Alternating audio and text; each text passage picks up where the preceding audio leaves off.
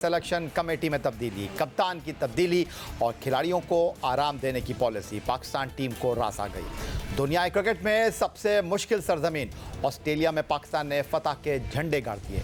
दूसरे बैनुल अक़वामी एक रोज़ा मैच में कम बैक करने के बाद पाकिस्तानी बॉलर्स ने तीसरे एक रोज़ा मैच में भी अपनी शानदार कारकर्दगी का सिलसिला जारी रखा। टॉस जीतकर कप्तान ने फील्डिंग का फैसला किया, पाकिस्तान को फिर फायदा दे गया। ऑस्ट्रेलवी टीम अपने 5 अहम खिलाड़ियों के बगैर मैदान में उतरी। हारिस रऊफ समेत ऑस्ट्रेलवी बैटर्स पाकिस्तान के बॉलर्स के खिलाफ मोहतात अंदाज में खेलते रहे, लेकिन इस मरतबा नसीम शाह और शाहीन शाह अफरीदी ने ऑस्ट्रेलवी बैटर्स को पवेलियन भेजने की जिम्मेदारी अपने जिम्मे ली, जिसमें हारिस रऊफ ने भी अपना हिस्सा डाला। ऑस्ट्रेलिया की जानिब से सिर्फ शैन एबर्ट ही कुछ मज़ामत कर सके और वो 30 रन बनाने में कामयाब रहे। ऑस्ट्रेलिया पाकिस्तान के खिलाफ वनडे क्रिकेट में तीसरे कम तरीन स्कोर 140 रन पर पवेलियन लौट गई। शाहीन शाह अफरीदी और नसीम शाह ने 3-3 खिलाड़ियों को आउट किया। हारिस रऊफ ने 2 और मोहम्मद हसनैन ने 1 विकेट हासिल की। 141 रन के हदफ के ताक़ुब में पाकिस्तानी ओपनर अब्दुल्ला शफीक और साइम अयूब ने भी अपने सारे नाकामियों को धोने का मंसूबा बना लिया था। दूसरे एक रोज़ा मैच में उनकी शराकत ने पाकिस्तान को फतह दिलाई, तो इस मरतबा भी दोनों ने शानदार अंदाज में बल्लेबाजी करते हुए पाकिस्तान को बेहतरीन आगाज़ फराहम किया। दोनों ने पहले विकेट पर 84 रन स्कोर किया। अब्दुल्ला शफीक 37 रन बनाकर आउट हुए और साइम अयूब 52 गेंदों पर 4 चौकों और 1 छक्के की मदद से 42 रन बनाकर बोल्ड हुए, जिसके बाद बाबर आजम और कप्तान मोहम्मद रिजवान ने पाकिस्तान को 8 विकेट से फतह दिलाकर 22 साल बाद ऑस्ट्रेलिया के खिलाफ ऑस्ट्रेलिया में वनडे सीरीज जीत ली। पाकिस्तान ने आखिरी मरतबा 2002 में वक़ार यूनुस की क़यादत में 3 एक रोज़ा मैचों की सीरीज 2-1 से अपने नाम की थी। तो जनाब, आज कराची से खैबर तक, पर्थ से मेलबर्न तक और न्यूयॉर्क से ऑकलैंड तक, हर जगह जहां जहां पाकिस्तानी मौजूद हैं, पाकिस्तान की फतह पर जश्न मनाया जा रहा है। मिठाइयाँ तकसीम की जा रही हैं और पाकिस्तान की जीत पर क्यों गुफ्तगू ना हो। आज इस जीत के जश्न में बातचीत करने के लिए हमने स्टूडियो में मदऊ किया है पाकिस्तान क्रिकेट बोर्ड की सिलेक्शन कमेटी के 2 साबिक़ सरबराह, test off spinner Tauseef Ahmed और टेस्ट बैट्समैन हारून रशीद साहब को, और वीडियो लिंक पर लाहौर से हमें ज्वाइन कर रहे हैं टेस्ट ओपनर अहमद शहजाद, और इस्लामाबाद से हमारे साथ मौजूद है कौमी क्रिकेट टीम के साबिक़ कप्तान टेस्ट विकेट कीपर राशिद लतीफ़। सीधा मैं चलूँगा राशिद लतीफ़ साहब आपकी तरफ। पाकिस्तान ने जो कामयाबी हासिल की है, 1 साल के बाद हम 50 ओवर की क्रिकेट में एक्शन में थे, और ये कामयाबी इस तनाजुर में अहमियत की हामिल है कि हमने जो कामयाबी हासिल की है ये चैम्पियंस ट्रॉफी से पहले बहुत अहमियत की हामिल है। वैसे पाकिस्तान क्रिकेट के लिए बहुत अहमियत की हामिल है। जिस तरह से परफॉर्मेंस हमारी एशिया कप और वर्ल्ड कप से चली आ रही थी, हम अच्छा परफॉर्म नहीं कर पा रहे थे और मिनोज से हारना शुरू हो गए थे, आयरलैंड से हार गए, फिर अमेरिका से हार गए, अफगानिस्तान हमारी टक्कर की टीम हो गई थी, हम उनसे हारे। बांग्लादेश से हमारे टेस्ट सीरीज जीतना बहुत ज़रूरी था हमारे लिए, जो कि शान मसूद की क़यादत में हम 2 टेस्ट मैचेस जीते। उसके बाद वहाँ पे जाना और कप्तान चेंज होना बड़ा डिसीजन था पाकिस्तान क्रिकेट बोर्ड का। रिजवान काफ़ी दिन से चल रहा था कि इनको कप्तान बनाया जाए, नहीं बनाया जाए। बड़ा बोल्ड स्टेप है कप्तानी का। ये टूर्नामेंट या ये जो सीरीज़ थी, ये सब प्लेयर्स के लिए, स्पेशली फास्ट बॉलर्स के लिए बहुत अहमियत की हामिल थी, क्योंकि ऐसे ही लग रहा था फेड ऑफ हो चुके हैं शाहीन, नसीम, हसनैन और हारिस रऊफ। लेकिन जिस तरह से उनकी सरजमीन पे बॉलिंग की है, स्पेशली हारिस ने और शाहीन ने आज जिस तरह से बॉलिंग की है, मूव किया, इन स्विंग आउट स्विंग, और वहाँ की कंडीशन उनको सूट करती है ऑस्ट्रेलियंस को। लेकिन जिस तरह से उनको हर मैच में कम टोटल पे आउट करते चले गए, तो क्रेडिट जाता है पूरी टीम को, जाता है कप्तान को, पूरी टीम को, जिसने प्लानिंग की, स्ट्रेटजी की। टॉस बहुत अहमियत थी, तो टॉस की भी कि अमूमन वहाँ पे पहले बैटिंग की जाती है, लेकिन पाकिस्तान ने कोशिश की बाद में बॉलिंग करें, तो सारी चीज़ें सेट होती हुई चली गई। और इसी का फ़ायदा उठाना है पाकिस्तान क्रिकेट को, पाकिस्तान क्रिकेट टीम को, जो ऑस्ट्रेलिया में इस वक्त है 3 T20 भी खेलेगी। इसका भरपूर फ़ायदा उठाते हुए कि वो सीरीज़ भी अगर जीतते हैं, तो जो यंगस्टर गए हैं हमारे सीनियर के साथ साथ यंग प्लेयर हैं, उनकी डेवलपमेंट में बहुत फ़ायदा होगा अगर वो खेलते हैं, और बहुत कुछ लर्न करेंगे इस टूर के ऊपर। वजह फरमाया आपने राशिद लतीफ़ साहब। शुरुआत है और अच्छी शुरुआत है, और पाकिस्तान ने जनूबी अफ्रीका जाना है, जिम्बाब्वे जाना है, होम ग्राउंड पर वेस्ट इंडीज़ के साथ खेलना है, फिर ट्राई सीरीज़ है मुल्तान में, पाकिस्तान, जनूबी अफ्रीका और न्यूजीलैंड, और उसके बाद चैम्पियंस ट्रॉफी जैसा कठिन मुकाबला। और उससे पहले 50 ओवर की क्रिकेट में नए कप्तान के साथ, नई मैनेजमेंट के साथ एक नई टीम ने उम्दा आगाज़ किया है ऑस्ट्रेलिया में। ऑस्ट्रेलिया को धूल जटा दिया। हारून रशीद साहब, कमाल हो गया, पाकिस्तान के बॉलर्स ने तो कमाल किया ही, लेकिन ऑस्ट्रेलिया ने तो हद ही कर दी। और ये 3 एक रोज़ा मैचों की वाहिद सीरीज़ है जिसमें ऑस्ट्रेलिया को कोई बैट्समैन 50 का हिस्सा नहीं अबूर कर सका पाकिस्तान की शानदार और बेहतरीन बॉलिंग का अंदाज़ा आप कर सकते हैं? इसमें तो कोई शक नहीं है। आई थिंक कि पाकिस्तान को जितना भी क्रेडिट दिया जाए इस जीत का वो कम होगा। ऑस्ट्रेलिया की पॉइंट ऑफ व्यू से मैं सिर्फ ये देख रहा था कि प्रॉब्ली ये 50 ओवर्स की क्रिकेट थी। हमें ऑब्वियसली उनकी खामियों के ऊपर तो बात इसलिए नहीं करनी चाहिए कि हमें ज़्यादातर पाकिस्तान ने जिस अंदाज में ऑस्ट्रेलिया में जाके ऑस्ट्रेलिया को हराया है उसकी हमें ज़्यादा बात करनी चाहिए। उसमें सबसे इंपॉर्टेंट रोल जो मैं फील करता हूँ इस पूरी सीरीज़ में वो पाकिस्तान के फास्ट बॉलर से। लेकिन जो सबसे बड़ा फ़र्क था पाकिस्तान के फास्ट बॉलर्स में ऑस्ट्रेलिया के फास्ट बॉलर्स में, पाकिस्तान के ये चारों के चारों फास्ट बॉलर्स जो थे इनमें विकेट टेकिंग एबिलिटी है। और जब कंडीशंस आपको अच्छी मिलें, जैसे हम देख रहे थे कि सीम हो रहा था, स्विंग हो रहा था, और इन्होंने ऑस्ट्रेलिया के स्ट्रॉन्ग पॉइंट के ऊपर उनके ऊपर अटैक किया। अगर आप देखें तो मेजॉरिटी ऑफ दी जो डिलीवरीज थी वो शॉर्ट पिच करते रहे थ्रू आउट, और वो हुक करने, क्योंकि वो डक नहीं करते, वो उसको छोड़ते नहीं हैं, वो हुक करते हैं। और वहाँ पर जो फील्ड प्लेसमेंट जितनी इमैकुलेट थी, और आप देखेंगे ज़्यादातर ऐसे प्लेयर्स जो कि हुक करते हुए आउट हुए हैं, बड़ी आसानी के साथ उनको उन्होंने वो किया। उसके बाद हारिस रऊफ, मैं समझता था कि वो बहुत ही ज़्यादा स्पीयर हेड बॉलर थे। उन्होंने एक इतनी तेज़ बॉलिंग करके और एक ही जगह को बॉलिंग करके शॉर्ट बॉल और उसके बाद आगे बॉल करने का जो हमने देखा, और जो इसमें जो सबसे बड़ा कमबैक मैंने देखा वो था हसनैन का। आई थिंक एक्शन चेंज होने के बाद वो आए, उन्होंने जिस अंदाज में ऑस्ट्रेलियन कंडीशन के ऊपर एक ही लाइन और लेंथ के ऊपर बॉलिंग की, आई थिंक ऑस्ट्रेलियन बैट्समैन को संभलने का मौका नहीं मिला। आप देखें जो सबसे बड़ा पॉइंट ये है कि आप 35 ओवर में ऑस्ट्रेलिया जैसी टीम को ऑस्ट्रेलिया में आउट कर रहे हैं, इससे बड़ा क्रेडिट तो किसी बॉलिंग साइड को नहीं मिल सकता।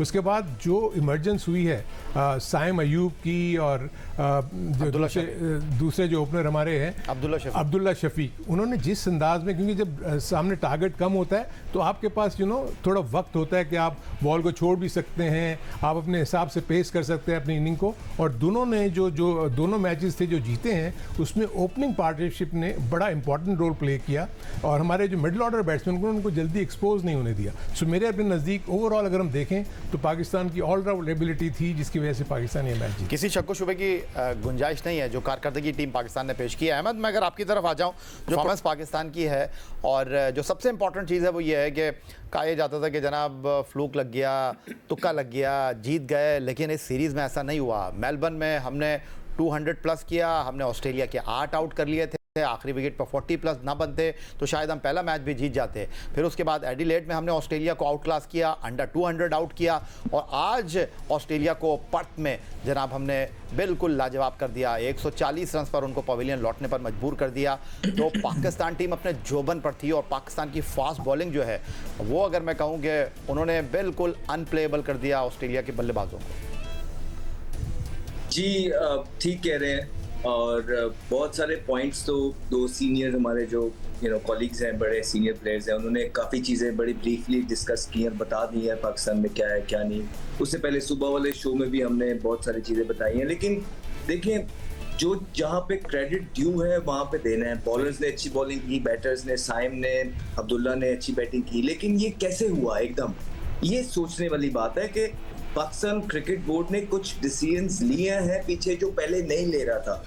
ठीक है, जो नजम सेठी वगैरह जो दौर था उन्होंने भी कुछ डिसीजन लिए थे क्योंकि उनको कुछ चीजों की समझ आ गई थी, लेकिन उसके बाद वो ज्यादा कैरी ऑन कर नहीं सके, वो उनको जाना पड़ गया।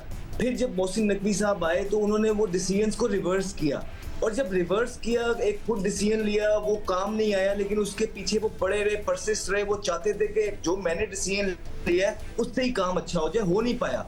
काम तभी अच्छा हुआ जो हम आपके प्लेटफॉर्म पर बैठ के हर रोज बात करते थे कि आपने स्ट्रॉन्ग स्टेटमेंट सेट करनी है, आपने कैप्टनसी के मामले को बहुत गौर से देखना है, आपने जो है ना प्लेयर्स को आराम कराना है, आपने उनको थोड़ा सा उनकी जो गैरत है वो जगानी है। बेसिकली कभी कभी जगानी पड़ जाती है, तभी चीजें आएंगी। उसके बाद ट्वीट भी एक लिया, लोगों ने बड़ा बाबेला मचाया कि ये क्या कर दिया क्या, लेकिन कुछ स्टेप्स हैं आया भाई जो बहुत जरूरी हो जाते हैं, वक्ती तौर वक्त की इजाजत के हिसाब से लेने पड़ते हैं। तो जब पीसीबी ने वो चीजें जो हम बैठ के बोल रहे थे आपके शो में रोज रोज वो चीजें करना स्टार्ट की हैं, तो क्या हुआ, डोमेस्टिक के प्लेयर्स जो हमें कहा जाता था औजार नहीं है, वो आए। साजिद, नोमान, कामरान गुलाम ने आपको 3.5 साल के बाद टेस्ट जितवाया, और वो जो जीत की उम्मीद थी, वो जो कहीं दूर हम खो बैठे थे, वो बलीव टीम के अंदर दोबारा इंजेक्ट किया। जिस तरह राशिद भाई ने कहा कि टेस्ट सीरीज में जो जीत थी वो बहुत इंपॉर्टेंट थी, वो मोमेंटम और जीत की विक्ट्री का नशा हम वहां लेके गए, और वहां पे भी आप देखें कि जिन प्लेयर्स को आपने रेस्ट कराया था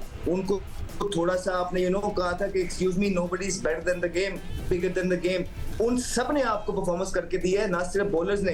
बाबर आजम ने सिर्फ 37-35 रन किए हैं, लेकिन उस 37-35 रन के अंदर भी जो उनकी फीट मूवमेंट्स थी, जो उनकी कॉलिंग थी, जो डिटर्मिनेशन थी, वो लग रहा था कि ही मेंट बिजनेस। तो कुछ डिसीजंस होते हैं बैक ऑफ द माइंड, जो चीजें पीसीबी को लेनी थी मेरे ख्याल से थोड़ी सा डिले किया है, लेट किया, लेकिन देर आए दुरुस्त है, रिजल्ट आपके सामने। अहमद ने तो दरिया को कूजे में बंद कर दिया और उन्होंने कहा कि खिलाड़ियों ने हिम्मत दिखाई, बोर्ड ने सख्त चैलेंजिंग फैसले किए और उसके दूर रस नताइज आना शुरू हो गए। तो आसिफ अहमद साहब, आपको गुफ्तगू में शामिल कर लेते हैं। पहले हम 556 रन करके मुल्तान में टेस्ट इनिंग से हार गए, फिर उसके बाद अगले 2 टेस्ट मैचों में इंग्लैंड की 40 विकेटों में से 39 विकेटें साजिद और नोमान ले गए। और अगर ऑस्ट्रेलिया के खिलाफ इन 3 एक रोज़ा मैचों की मैं बात करता हूं, जहां ऑस्ट्रेलिया के 26 बैट्समैन आउट हुए, इन 26 बैट्समैनों को सिर्फ हमारे फास्ट बॉलर ने आउट किया। 10 आउट किए हारिस ने, 8 आउट किए शाहीन आफरीदी ने, 5 आउट किए नसीम शाह ने, 3 आउट किए मोहम्मद हसनैन ने। तो आउट क्लास परफॉर्मेंस, और ऑस्ट्रेलिया अपने मैदानों पर फास्ट बॉलिंग को खेलना भूल गया और पाकिस्तान ने उनको पिछले कदमों पर कर दिया। बिल्कुल यही है, और सीनियर और साथ जूनियर भी दायरे खेले भी जरूर हैं हम इनके साथ, लेकिन इन्होंने वो सारी बातें कर दी जो मुझे भी करना चाहिए, और यकीनी तौर पे एक ज़बरदस्त परफॉर्मेंस। और कहाँ से शुरू हुई आपको पता ही है, और जैसा अहमद शहजाद ने कहा कि थोड़ी बहुत जो खलबली मची और देर से थोड़ी सी छड़ी उठाई, इस वक्त करने की बातें हैं नहीं ये, लेकिन देर से ज़रा सी छड़ी उठाई तो वो फिर थोड़ा सा हुआ और वो सामने सबके आ गया। प्लेयर अच्छे हैं, सभी अच्छे हैं, टाइम पे उनको जो है चांस देने का होना चाहिए था। हम भी कहते थे कुछ जगहों पे मजबूरी भी आती है, बात नहीं कर पाता आदमी, वो अपनी जगह है। लेकिन मैं ये समझता हूँ जितना क्रेडिट आप बॉलर्स को देते हैं, हमेशा हमारी बॉलिंग ने बहुत ज़बरदस्त दी है हर जगह, चाहे स्पिनर हो, फास्ट बॉलर हो, उन्होंने किया। हमारी बैटिंग स्ट्रगल करती है, और इस जगह जाके तो मुझे खुद अंदाज़ा है कि मैं रन इतने नहीं बनाए होगा। 1-1.5 घंटा एजाज के साथ खेला था, वो तो गेंदें आन के पट पे और हाथों पे लगती थी, मतलब ये आलम। और पर्थ की पिच आपने देख लिया खुद भी, क्रेडिट गोज़ टू बिल्कुल जाना चाहिए हमारे फास्ट बॉलर्स को, और क्या बॉलिंग की है इन्होंने। इसकी वजह थोड़ा रऊफ रेस्ट करके आए, यही हम पहले बात करते थे कि थोड़ा थोड़ा रेस्ट कराओ, उसके बाद इनको लेके आओ। लेकिन बॉलर अपनी जगह, लेकिन इन लोगों ने जो बात की बॉलर्स की, बिल्कुल, लेकिन मैं क्रेडिट देता हूँ बैट्समैनों को ज़्यादा, इसलिए कि हम 160 हों 170 हों, हम लोग स्ट्रगल करते हैं इन जगहों पे। वैसे भी आप देखें कि जो हमें पता है कि जी गेंद छोड़ के खेलनी चाहिए, हुक करनी चाहिए और कट यहाँ पे ज़ोर से लगता है, ये बैट्समैन बताएंगे, लेकिन हमारे अब भी चेज़ वही बाहर की गेंद को कर रहे थे, जो कि एक वहाँ पे बड़ा मुश्किल होता है, जो एक इनका प्रॉब्लम है जिसे कहना चाहिए। बट क्रेडिट गोज़ टू, मैं तो बैट्समैनों को दूंगा कि वो इतने भी रन्स में पहले भी फंस जाते। बिल्कुल वजह फरमाया तो आसिफ अहमद साहब आपने। और